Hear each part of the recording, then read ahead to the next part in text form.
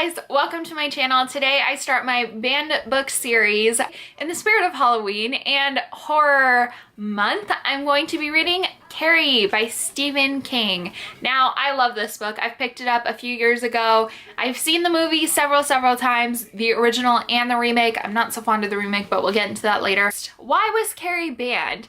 First, it depicted swearing, underage sex. It depicted a negative view of Christianity.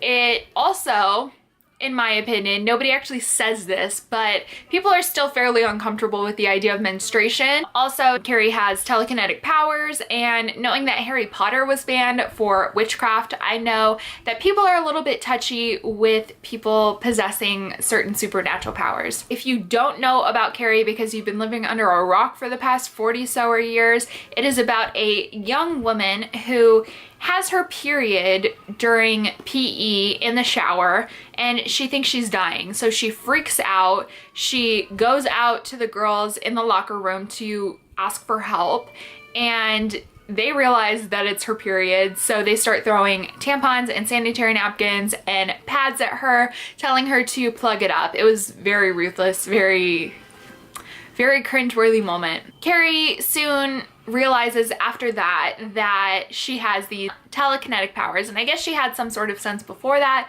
but this is when she really starts to channel them and her powers become stronger and she kind of challenges herself. Now, all along she has this very suppressive Christian or Catholic mother who recites Bible verses to her and kind of shames Carrie for things that she can't help. You can't help that a woman gets her period. She's dealing with this abusive, suppressive mother while she's still trying to figure out her own adolescence and growing up and becoming a woman and all of that. Carrie gets asked to prom by a boy named Tommy Ross, who's super popular. A lot of people think that this is a joke. Another girl, Chris Hargensen, who's kind of the ringleader of the posse making fun of Carrie, asks her boyfriend to help her out. They end up slaughtering a pig and taking the blood. Carrie and Tommy are elected prom king and queen, so they walk up there and Chris Hargensen dumps pig's blood all over Carrie White. Not okay. In the scene afterwards, it's a bloodbath because Carrie freaks out. Tommy ends up dying from, I think, the bucket hitting him in the head. Carrie is pissed. She freaks out. She starts electrocuting people, throwing people around. She sets off the sprinkler system. It is utter chaos. Watch the movie, but watch the original because it is much better. Carrie is about the stigma of a sexual awakening.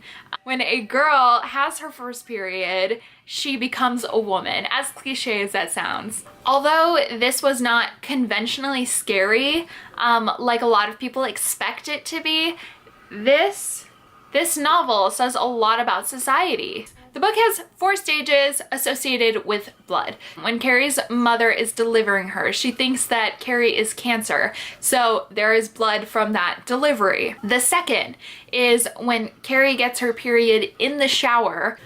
In the beginning, Carrie sheds blood and it is associated with her shedding of innocence. She's no longer a girl anymore, but now she's a woman. And Carrie's mother likes to remind her a lot through Bible verses that blood was the first sin. Her mother kind of shames her for being a woman, not halting that process. 3 is when pig's blood is shed and it is dumped on Carrie at the prom. When Carrie goes to prom, she feels amazing. She's wearing a dress that she loves. She's with a guy that she really likes.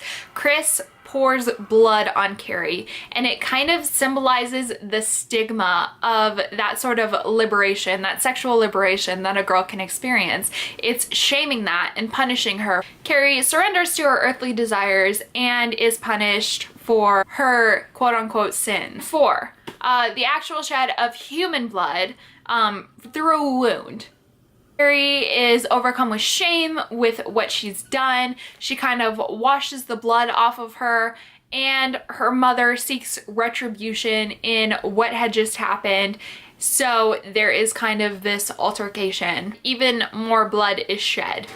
In my opinion, horror is very closely associated with sexuality. So the characters that engage in sexual activity are usually some of the first to die. And if you notice, some of the thematic elements to some movies are, if you preserve your innocence, then you might live past these elements, these overwhelming forces. Look at Halloween, where Jamie Lee Curtis is the virginal one, and she's the only one that survives.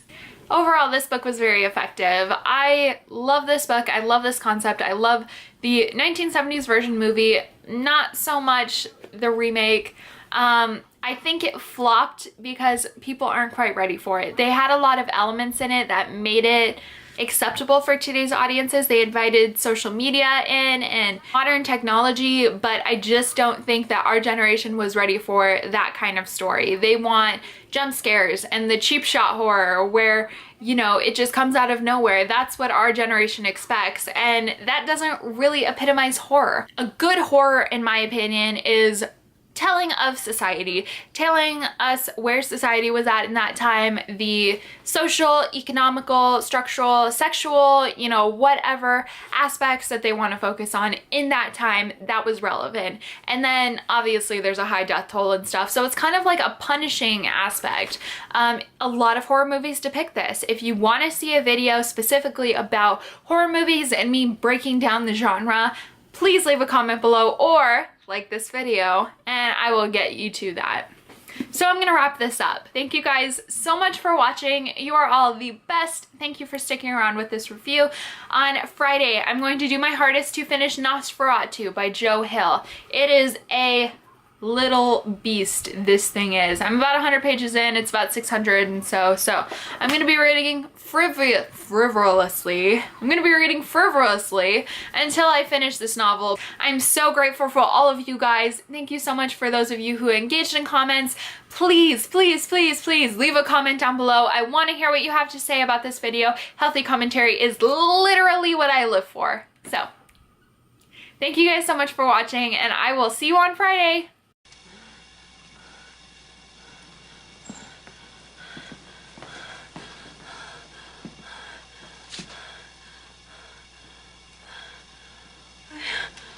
I tried to get somewhere. Everything I did was further from you, from me.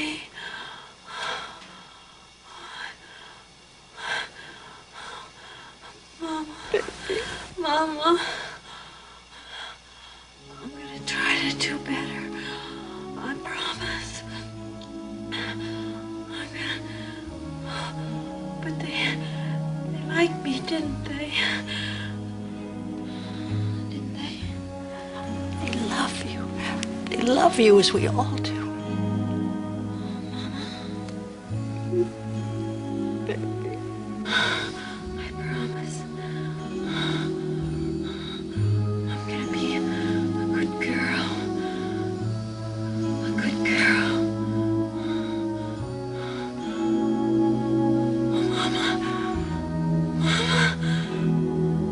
Something's happening. Jean! Please, help her. Oh, baby. Jean! Don't.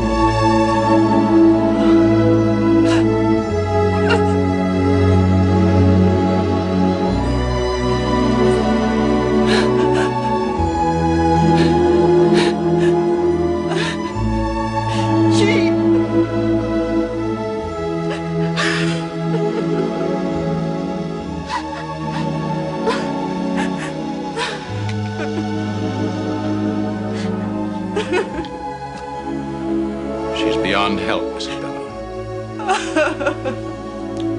Our help.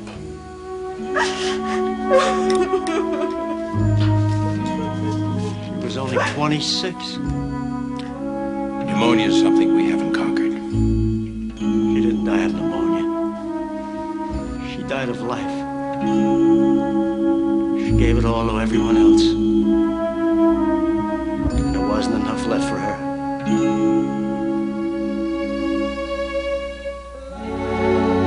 Lonely girl in silk and satin, love has never known you.